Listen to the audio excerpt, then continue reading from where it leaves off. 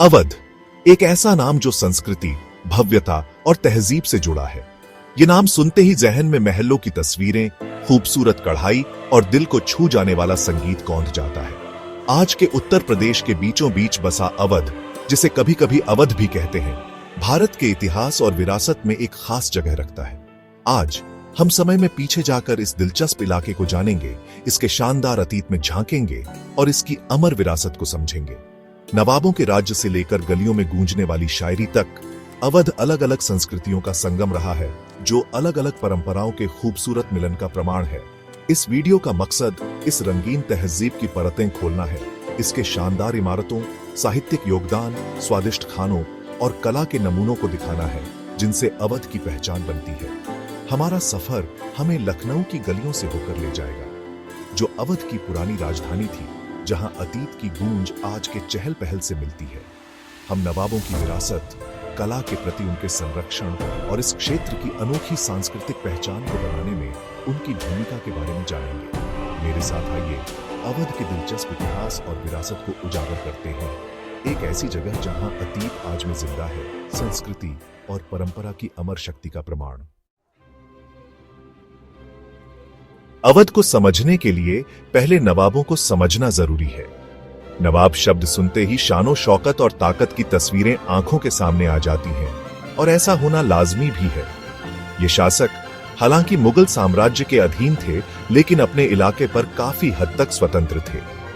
वे कला, साहित्य और वास्तुकला के संरक्षक थे, और उनके शासनकाल में अवध सांस्कृतिक और बौद्धिक गतिविधियों का केंद्र बन गया।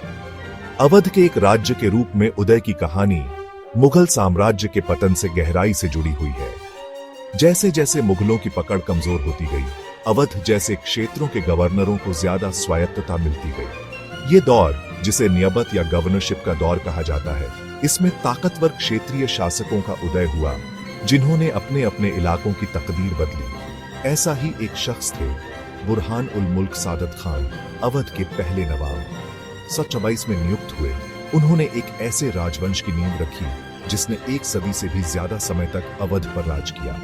उनके उत्तराधिकारियों, खासकर शुजा-उद-दौला और आसफ-उद-दौला के तहत अवध ने कला, संस्कृति और वास्तुकला का अभूतपूर्व विकास देखा। अवध के नवाब अपनी नफीस पसंद और जिंदगी की बेहतरीन चीजों के शौकीन पूरे भारत से कलाकारों, कवियों, संगीतकारों और कारीगरों को आकर्षित करते थे। प्रतिभाओं के इस मिलन और नवाबों के उदार संरक्षण ने एक अनोखे सांस्कृतिक वातावरण को जन्म दिया, जो आज भी लोगों को मोहित करता है और प्रेरित करता है। अवध की स्थापत्य विरासत नवाबों के समय में फलने फूलने वाले वैभव और कलात्मकता का प्रमाण है। भव्य मस्जिदों और आलीशान महलों से लेकर अलंकृत बगीचों और नक्काशीदार मकबरों तक, अवध का स्थापत्य परिदृश्य मुगल, फारसी और देसी शैलियों के अनोखे मिश्रण को दर्शाता है। अवध की सबसे प्रतिष्ठित संरचना शायद बड़ा इमामबाड़ा है, एक विशाल इमारत जो उस समय की स्थापत्य प्रतिभा का प्रमाण है। 18वीं सदी के अंत में नवाब आसफ-उद-दौला द्वारा बनवाया गया बड़ा इमामबाड़ा इंजीनियरिंग का एक चमत्कार है, जिसका विशाल केंद्रीय हॉल बिना किसी स्तंभ या बीम के बनाया गया है। एक ऐसा कारनामा जो आज भी वास्तुकारों को हैरान करता है। छोटा इमामबाड़ा भी कम प्रभावशाली नहीं है, जो अपनी उत्कृष्ट सजावट और जटिल कारीगरी के लिए जाना जाता है। अपने अलंकृत झूमरों और कई दियों के कारण अक्सर इसे रोशनी के महल के रूप में जाना जाता है। छोटा इमामबाड़ा मुगल प्रेरित वास्तुकला की एक उत्कृष्ट कृति है, जो नवाबी युग के वैभव और कलात्मक संवेदनाओं को प्रदर्शित करता है। इन भव्य संरचनाओं के अलावा अवध कई अन्य स्थापत्य रत्नों से भरा हुआ है, जिनमें रूमी दरवाजा, इस्तांबुल में सुब्लीम पोर्ट से प्रेरित एक विशाल प्रवेश द्वार और रेजिडेंसी, एक विशाल परिसर जिसने 1856 के सिपाही विद्रोह के दौरान महत्वपूर्ण भूमिका निभाई थी, शामिल है। हर संरचना एक कहानी कहती है।